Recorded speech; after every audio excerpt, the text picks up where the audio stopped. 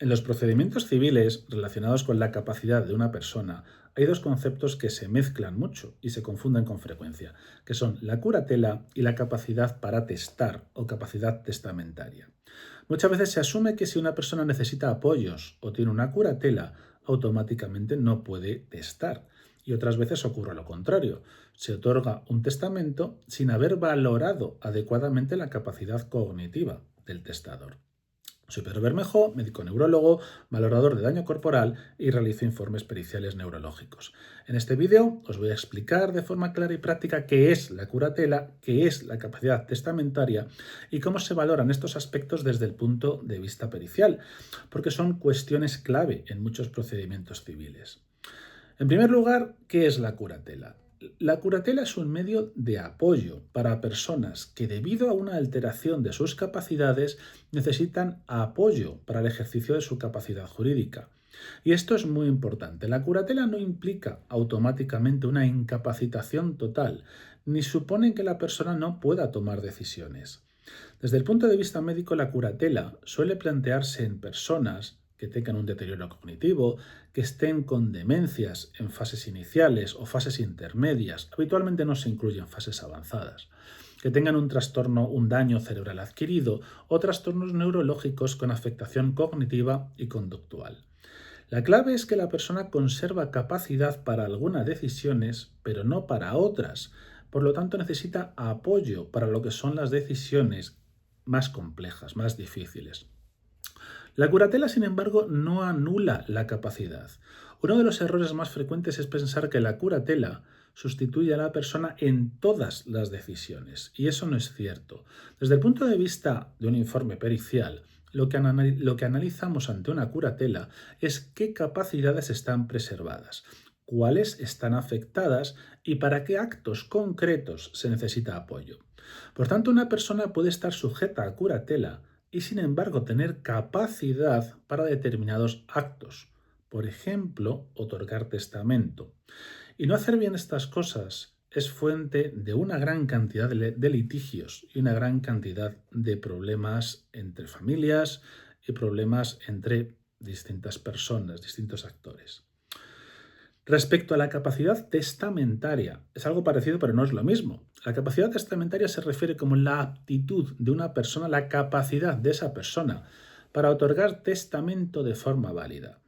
Desde el punto de vista médico no existe una capacidad cognitiva perfecta, sino que es algo mucho más concreto. Tener capacidad testamentaria significa que la persona debe comprender qué es un testamento, conocer de forma grosera cuál es su patrimonio, saber a quién quiere beneficiar y hacerlo sin alteraciones que condicionen gravemente su voluntad, su capacidad volitiva. Es una capacidad puntual y específica, ligada a un momento concreto. Es decir, que una persona puede tener capacidad testamentaria en un momento y en el otro no.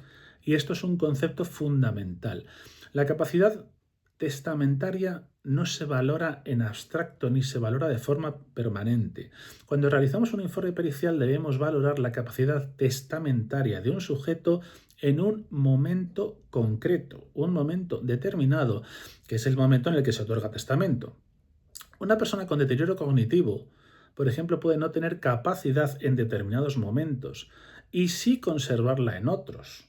Por lo tanto, es muy importante hacer un estudio preciso de cuál era la capacidad cognitiva en el momento concreto y exacto en el que se otorgó el testamento. Por eso, desde el punto de vista pericial, es muy importante analizar la situación clínica cercana a esas fechas en las que se otorga testamento, la evolución de la enfermedad y la coherencia del acto realizado.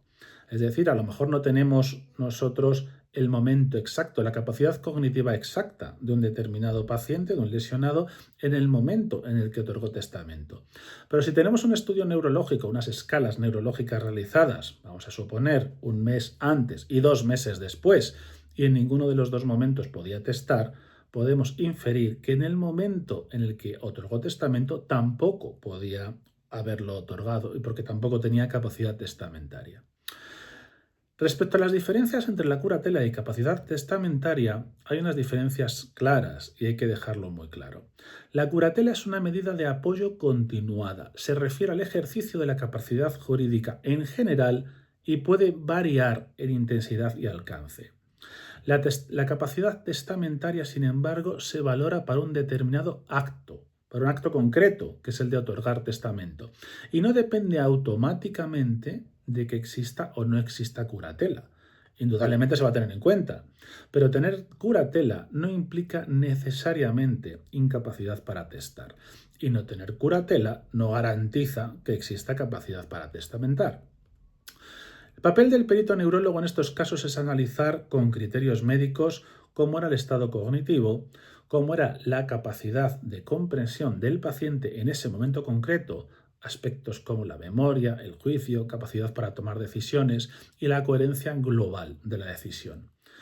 El perito no decide si el testamento es válido o no es válido. Lo que hace es aportar una valoración médica que está fundamentada sobre la capacidad de esa persona en un momento concreto, en un momento relevante.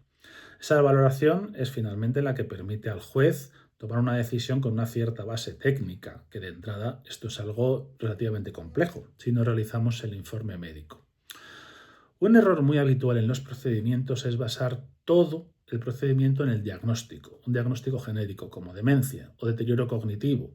Y hay informes que simplemente, hay pacientes o hay familiares que simplemente se presentan a un juicio con informes médicos del tipo este paciente tiene una demencia o este paciente tenía un deterioro cognitivo, por lo tanto suponemos que este paciente no puede atestar. Y esos procedimientos habitualmente acaban mal. Acaban mal porque un informe pericial no simplemente evalúa el diagnóstico, sino que lo que evalúa es la capacidad cognitiva, el grado de afectación funcional en un momento concreto. En estos procedimientos, como digo, no importa solamente el diagnóstico, sino cómo ese diagnóstico afecta la capacidad de decidir un acto concreto. Y eso es algo que solamente un perito médico, un especialista, en este caso en neurología, lo puede hacer. En resumen, la curatela y la capacidad testamentaria son conceptos distintos, que se relacionan, pero son distintos, y deben analizarse de forma separada y rigurosa.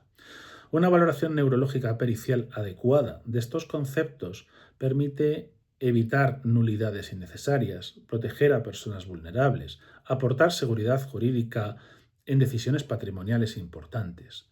Por ello, un informe médico-pericial es muy importante en todos estos casos. Soy Pedro Bermejo, neurólogo, perito médico, y en este canal os seguiré informando de cómo como un neurólogo, como un médico pericial, un médico perito, puede ayudaros en todas estas cuestiones desde la neurología. Muchas gracias.